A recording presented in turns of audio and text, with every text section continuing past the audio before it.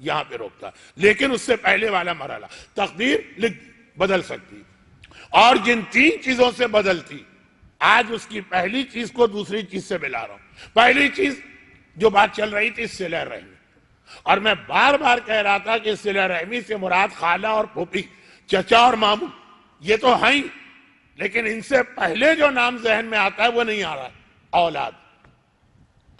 2 ہی نیکیاں تو اسلام نے رشتہ دار کے لیے بتائی ہیں، والدین، صلہ رحمی۔ اولاد کہاں چلی گئی؟ پہلی مجلس کا سوال۔ تو جو صلہ رحمی کی ابھی اہمیت آئے گی اور کسی وجہ سے آ رہی ہے، چلیں وجہ بھی ایک لائن کی تو ہے۔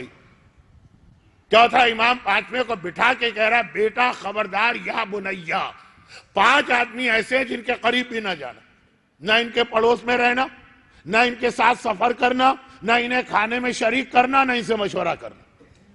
5، اور ان میں 5واں کہا جو صلہ رحمی نہیں کرتا۔ میں نے کتاب خدا میں 3 جگہ تو اس پہ لعنت پڑھی۔